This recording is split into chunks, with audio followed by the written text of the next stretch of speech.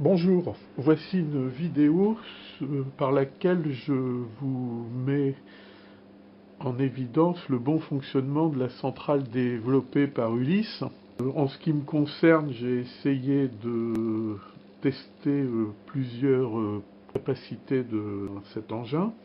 Tout d'abord, il y a une dizaine de sorties numériques disponibles pour commander des électroaimants, des relais, que sais-je. Vous devez pouvoir les entendre basculer, éventuellement voir les petites LED clignoter au gré des mouvements.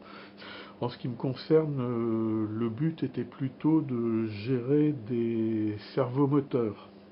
Donc j'ai développé différents groupes de cerveaux.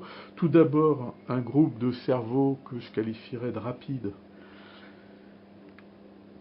pouvant servir à animer un aiguillage ou un signal mécanique. Un deuxième groupe de cerveaux à mouvement plus lent. Ici, la vitesse a été fixée à 10. Ce serait utilisable pour des aiguillages à moteur lent ou éventuellement, que sais-je, une grue à eau ou quelque chose de ce genre.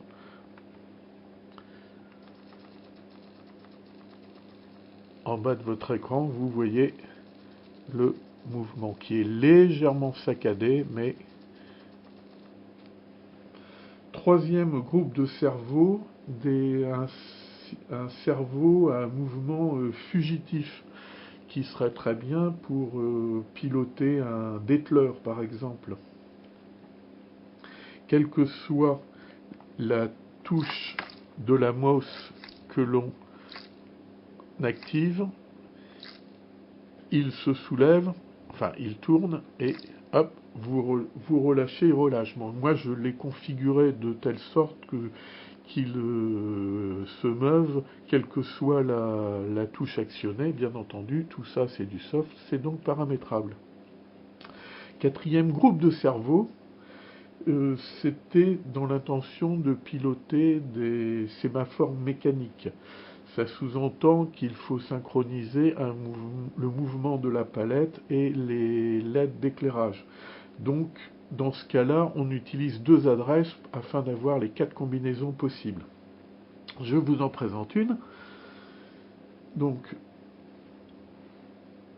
par défaut, tous les signaux sont à l'arrêt absolu, si vous reconnaissez les deux feux rouges. Je passe en arrêt permissif, il n'y a plus qu'un feu rouge et le cerveau a basculé, la palette du sémaphore s'est donc levée. À l'adresse voisine, je peux passer à l'orange ou au vert. Dans ce cas-là, pas de mouvement du cerveau puisque le passage est autorisé. Voici le dernier groupe. C'est un groupe que j'ai dédié pour le pilotage éventuel de 4 passages à niveau. Je n'en ai réellement câblé qu'un. C'est le cerveau qui a sa petite collerette jaune. Et lui, il est toujours fermé à la mise sous tension, aussi par défaut.